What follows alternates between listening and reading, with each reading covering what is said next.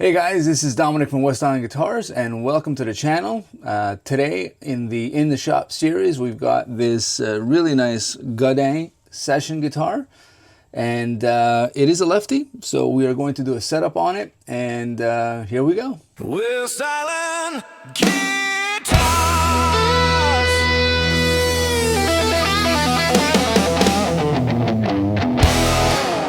All right, so let's talk a little bit about this guitar. So this is a customer's guitar that was brought in this week. So it's got a really nice matte finish. Looks like a solid top, okay? And some of the specs on this, it is made with Canadian Laurentian basswood. The neck is maple. The fingerboard is rosewood. The scale length is 25.5 inches. We got a nut width of about 43 millimeters, and it's got two single coil pickups and a humbucker in the bridge position. It's got a push-pull split coil. The hardware's got a vintage trem system with two floating points. And the frets look like they're in pretty good shape. We got a bit of wear here at the top, but otherwise not too bad. So this guitar's already been cleaned up by Julian, and you know, let's get started. So this is the customer's strings. So we're putting Ernie Ball Super Slinkies, which these are, I guess, extra light 942s. So every string set got a different, you know, type thing, but like, so these ones are marked in here like what they are. So this is 42 gauge, which means it's the low E. So we'll use my my Milwaukee drill here, which is this guy here. I don't know if you can see that. All right, with a string tree winder set at the lowest setting in reverse, and we'll get started. So what I like to do first, okay, is I like to pass all the strings into the string holes all at the same time. So I put them in, and there's I don't know if you can see that, but there's an opening in the back, so I don't need to take off the back cover because it's fairly easy to put in. But if I do need to adjust the tension on the trem system, I will need to take it off.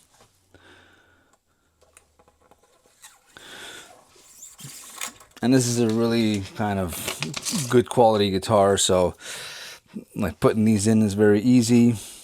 The slots don't have any sharp edges or any kind of wonky things to it. They just kind of flow through. It's really easy. So again, you can see like with these strings, like I guess we'll take this off. So every one of them has the same brass tip.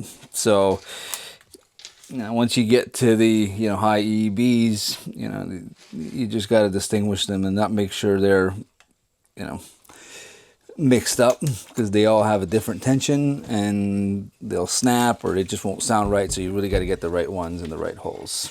So now we're going to oil the fretboard.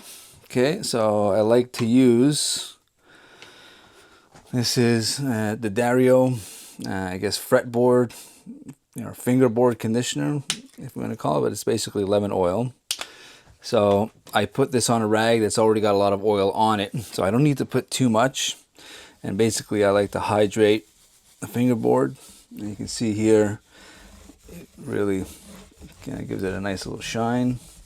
And why we do this is keeping the fingerboard hydrated doesn't make the wood shrink. And if the wood shrinks, you're going to have all of the frets that are going to be very sharp, and when you play it, it's going to be very uncomfortable. So keeping the fingerboard hydrated is very important.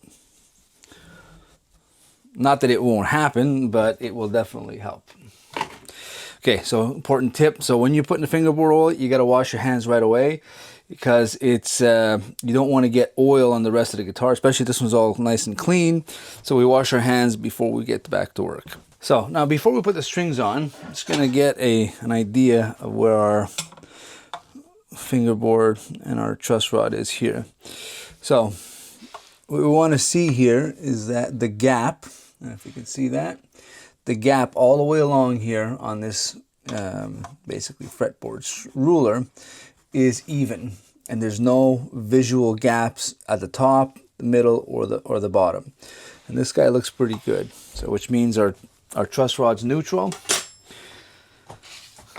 And we're gonna put this guy on here. So we will check the tuning pegs if they are tight. Okay, so we'll just kind of use this. So they're a little loose, so you don't want them to really be crazy tight that they snap. But just tight enough that you don't want them to get loose and vibrate and cause some funny noises.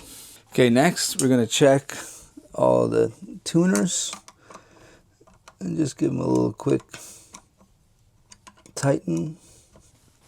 So that looks good. So I just put a little bit of pressure here to get a little bend on there. All right, and we get started. I mean, I'm not used to working on lefties often. It's maybe 1 in 40 guitars that come in are lefties, but you know, it's the same process. We'll just do it in reverse. Gonna make sure our tuning pegs are lined up here. So I give it about 4 inches. Okay, give it a little tug here so it gives it a little kink. Okay, and then put even pressure on the string. Not too fast.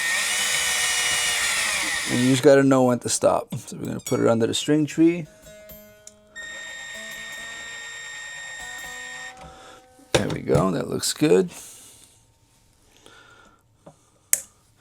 So I want to snap it maybe about a 1/4 inch so it's not too long, not too short.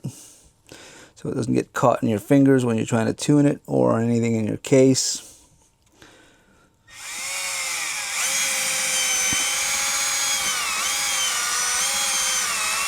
I could use a, I guess a string tree winder, but this one's Ernie Ball. I don't like it because it's very slow and it's not very powerful.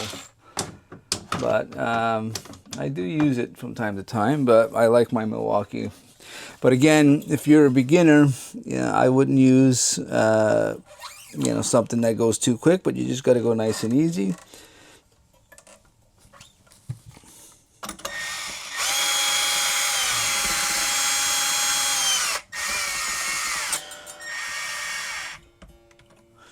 So again, we want basically 2 winds around. I don't know if you can see that, but we're just basically going 2 winds around for each one. So that gives us a good tuning stability. If you have too many winds, basically all the string gets, you know, there's a lot of play in the tension, and the more play in the tension, the harder it is to keep in tune. So these are the tuners I like to use. They're Shark Super Tight, really stable and accurate. So we're going to put this like this so you can see it also.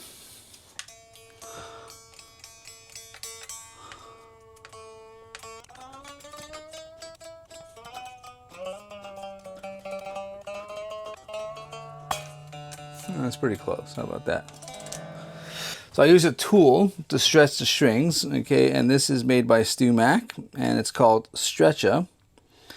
And essentially, I just basically put this underneath the string, okay. It's got this little lip here like this, okay. The string goes over and underneath, okay. I put it around the 12th fret, and I just give a little tug, okay, and that basically stretches the strings. And I do it twice, just up and down. Okay, not too much. If you put all the pressure down, it'll just snap. But I do this because it'll just give some more tuning stability. I mean, any new set of strings, you're gonna have to stretch them out at least, you know, playing for a couple of hours to get them to be stable. But this gives it a little bit of a shortcut. So yeah, 2 or 3 times back and forth. And that's going to help keep this tuning stability okay. All right, so we go back down here. So we get E. I can already tell there's a lot of buzzing here. So now, obviously, I am not a lefty, but essentially, we're going to try to run up and down the neck here too.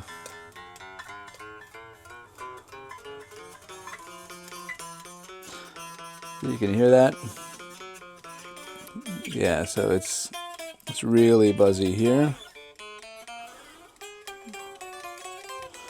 It's not bad. So let's get started. So now that we know that the neck is neutral, okay, we're gonna have to look at all of the saddles.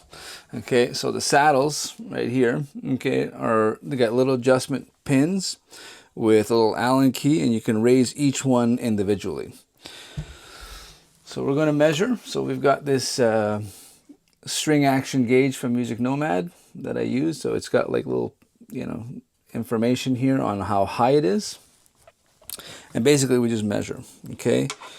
So this one here is sitting at 1.5 on the high E, which is good. Okay, and it's sitting at 1.75 on the low E. And then going down, we're almost at 1.5 on all the other ones. So they should technically go from 2 to 1.75 or 1.5, which is a good neutral starting point for most guitars. But it's got to take the radius of the neck. Okay, so essentially we're going to now get the low E to come up a little bit.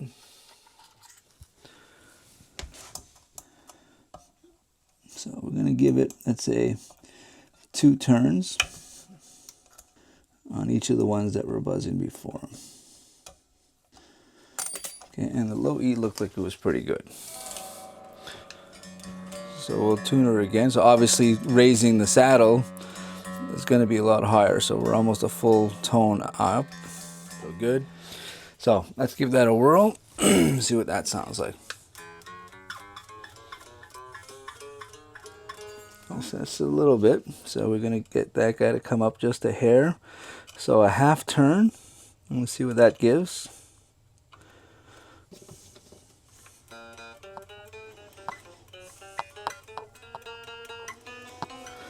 This guy is going to come up a hair also. So we're going to go a half turn with this guy.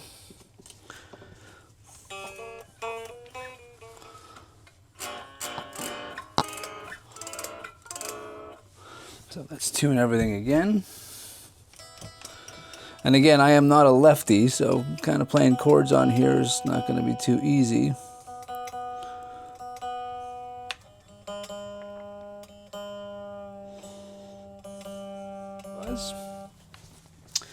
So let's just give it a whirl here, see where the string depth looks like. But I think that looks very good. So yeah, we got a solid 1.5 here on the high E. And just a hair above a 2 here. 2, 1.75, 1.75, just between 1.5 and 1.75, and we hit 1.5 here. So that's pretty good. So we go from 2 to 1.5, and that gives us a really nice tone. So the last thing we're going to do is do the intonation. So the intonation is basically checking that, let's see if we can get that closer here, that the tuning on the open E is the same as the E here at the 12th fret.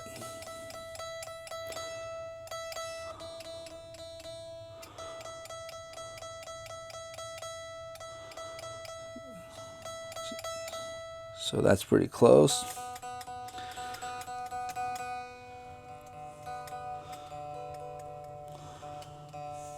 Now I believe it's clockwise is sharp, counterclockwise is flat. So which means that, flat, sharp.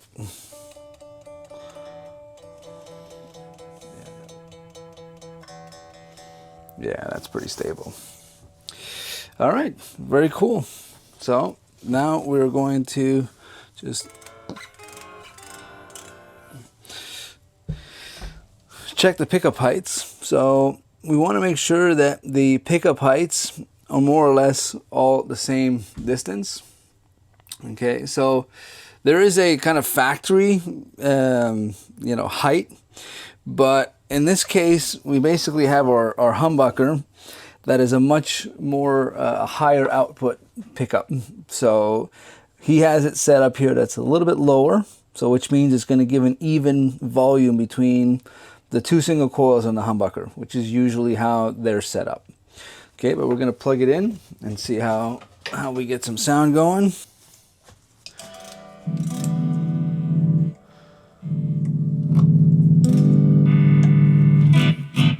So checking the electronics, I just make sure that there's no buzzing, there's no kind of crackling.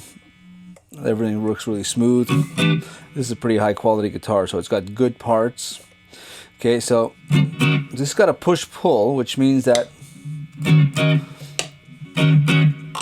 if we go into the bridge position, we go from single coil. This is a single coil.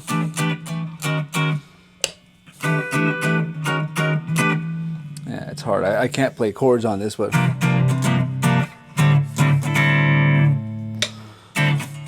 that's a single coil. Humbucker. Single coil. So the single coil has definitely got a brighter sound. Okay, but everything looks like it's working great. So looking very good. Hey guys, so that's it for today's video, and thanks for watching our In the Shop series. Again, I'm Dominic from West Island Guitars. Don't forget to hit the subscribe button and stay tuned for some more videos. Again, peace out, keep rocking. Thanks guys. No, that's not good. All right, new one there.